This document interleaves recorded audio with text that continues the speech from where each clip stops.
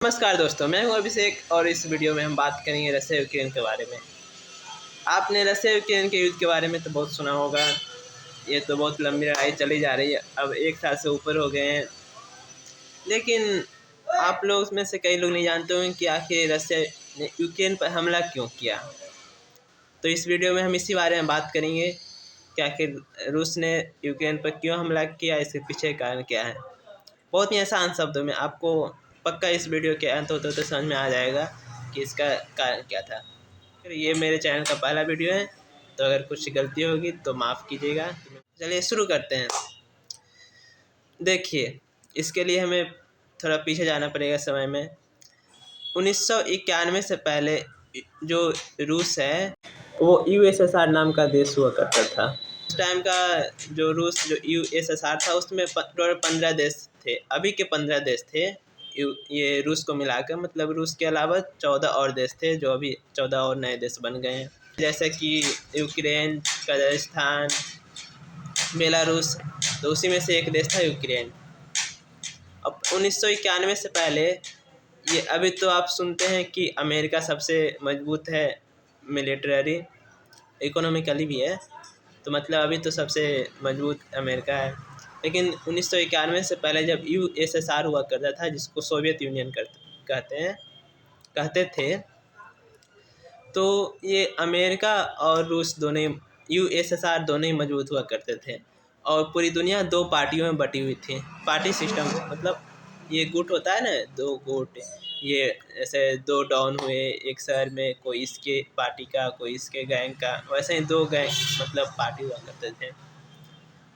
कोई देश इसके में, कोई देश इसके साथ। तो अमेरिका ने रूस को रोकने के लिए एक पार्टी बनाया, मतलब एक गुट बनाया जिसका नाम रखा नाटो। इसका मेन काम था रूस को, यूएसएसआर को रोकना। तो नाटो का फुल फॉर्म था नॉर्थ अटलांटिक ट्रीटी ऑर्गेनाइजेशन। तो अमेरिका उस टाइम अपने आसपास के छोटे छोटे देश हुए सबको अपने उस नाटो में बनाया, नाटो में मिलाया और बोला कि चलो हम लोग सब साथ मिलकर यूएसएसआर को रोकेंगे। ठीक।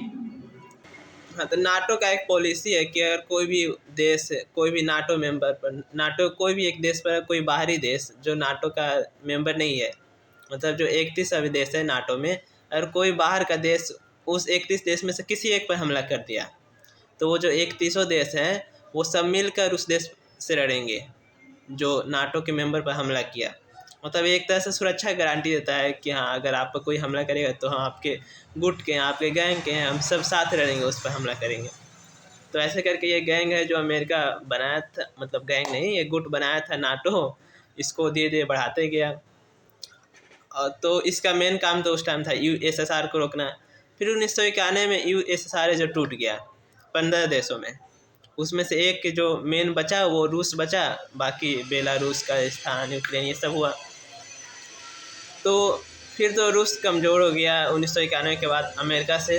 तो अब तो अमेरिका की ज़रूरत नहीं होना चाहिए नाटो का इम्पोर्टेंस तो अब घट जाना चाहिए। लेकिन अमेरिका है जो अभी भी नाटो को बढ़ाते ही जा रहा है। ये 2023 में ही एक फिनलैंड को नया देश बनाया है नाटो, 31वां कंट्री था वो। मतलब 2023 में भी नाटो है जो एक्सपेंड हो रहा है, बढ़ा रहा है। अब पहले अमेरिका था जो अपने आसपास के देश को नाटो में शामिल किया था, अपने अगल बगल के। अब है जो अमेरिका है जो नाटो के जरिए रूस को घेरना चाह रहा है, जब रूस को और वो दबाना चाह रहा है।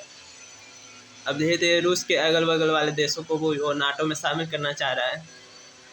तो इसी में वो यूक्रेन को भी नाटो में शामिल कर रहा था, यूक्रेन भी नाटो में शामिल होना चाह रहा था। अब जब नाटो में यूक्रेन शामिल हो जाता है, यूक्रेन तो रूस से टूटा था, मतलब यूएसएसआर से टूटा था, और वो रूस का सटा हुआ है। अगर वो नाटो का मेंबर हो जाता है तो अमेरिका के जो हथियार हुए हैं, जो नाटो और भी कंट्री हैं उसके हथियार हुए हैं, वो भी यूक्रेन में आते हैं, यूक्रेन में उसके हथियार मौजूद होते हैं, रखाते हैं। और अगर बाद में कभी अमेरिका और ये रूस का अगर टेंशन बढ़ता, अगर लड़ाई उड़ाई की नौबत आता, कुछ मतलब दिक्कत होती, तो फिर अमेरिका का हथियार तो पहले से ही यूक्रेन में मौजूद रहता और भी नाटो देश का। तो इससे रूस को खतरा होता, क्योंकि वो रूस अमेरिका पर हमला करने में उसको बहुत दूर होता है। अमेरिका तो यहीं पर है, यूक्रेन सटा हुआ बाउंड्री है दोनों को, आप देखे होंगे मैप में। तो वो यूक्रेन के ज़रिए वहाँ रूस पर हमला करता है, उसको तो वहाँ से आसानी हो जाती, मदद मिल जाता है, उसके लिए अच्छा हो जाता है वहाँ से हमला करना। तो यही रूस के लिए खतरा था कि अगर यूक्रेन शामिल हो जाएगा तो फिर उसका हथियार अमेरिका है जो यूक्रेन तक पहुँच जाएगा, उसके बाउंड्री तक पहुँच जाएगा। ये रूस को खतरा था। इससे रूस है जो इसको मना कर रहा था यूक्रेन को, तुम शामिल नहीं हो नाटो में, लेकिन यूक्रेन है जो मान नहीं रहा था, वो कह रहा था हम शामिल होंगे। तो ये रूस है जो बार बार उसको मना कर रहा था, धमकी दे रहा था मत हो, लेकिन ये मान नहीं रहा था। तो इसी कारण जब वो नहीं माना तो रूस फिर यूक्रेन पर हमला कर दिया। तो यही कारण हुआ। वो यूक्रेन को कह रहा था कि तुम नाटो में शामिल ना हो, क्योंकि नाटो में शामिल हो तब तो पता है आपको कि वो अमेरिका फिर वहाँ तक पहुँच जाता है, अमेरिका नाटो के हथियार पहुँच जाते हैं यूक्रेन तक, वो रूस को खतरा होता है। तो उसी को वो अपने रूस का कहना है कि अपने वो मतलब आत्मरक्षा हुआ, एक तरह से अपने सिक्योरिटी को सुनिश्चित करने के लिए वो यूक्रेन पर हमला किया। तो यूक्रेन को वो मतलब नाटो में शामिल होने से रोकना चाहता था, इसलिए हमला किया है। मतलब रूस है जो यूक्रेन को तोड़ देना चाहता है और उसको मतलब थोड़ा ऐसा चाहता है कि वो नाटो में शामिल ना हो, वो सुनिश्चित करना चाहता है, अपना सुरक्षा सुनिश्चित करना चाहता है। तो आपको समझ में आ गया होगा कि रूस ने यूक्रेन पर क्यों हमला किया। तो यही बात था। तो अब ये यूक्रेन जब लड़ रहा है रूस से, यूक्रेन में लड़ाई हो रहा है, तो अमेरिका यूक्रेन को हथियार दे रहा है। सीधे अमेरिका नहीं आ रहा है उससे लड़ने के लिए कि हम भी लड़ते हैं तुम्हारी पार्टी में, वैसे नहीं जैसे नाटो में लड़ते ना, लेकिन वैसे अमेरिका नहीं आ रहा है, या और भी देश।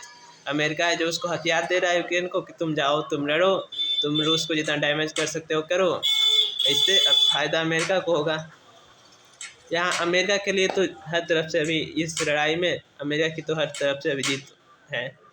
अभी लड़ाई होगा यूक्रेन और रसिया का, तो यूक्रेन का घाटा होगा, इसके लोग मरेंगे, रूस के लोग मरेंगे, और रूस कमज़ोर होगा। यूक्रेन जितना ज़्यादा डैमेज करेगा रूस को, मतलब यूक्रेन तो जीत नहीं सकता है रूस से, मतलब ये तो है, लेकिन जितना ज़्यादा वो डैमेज करेगा उतना अमेरिका को फ़ायदा होगा। इसलिए अमेरिका है जो यूक्रेन को और हथियार प्रोवाइड कर रहा है, या और भी जो यूरोपियन कंट्री है वो यूक्रेन का मदद कर रहे हैं कि तुम लड़ो, जितना डैमेज कर सकते हो करो। इसमें फ़ायदा तो अमेरिका को निश्चित ही होगा। तो ठीक है, मिलते हैं अगले वीडियो में, तब तक के लिए बाय बाय। अगर आपको ये वीडियो अच्छा लगा हो तो इस वीडियो को लाइक करें, और ऐसे वीडियो देखने के लिए चैनल को सब्सक्राइब करें।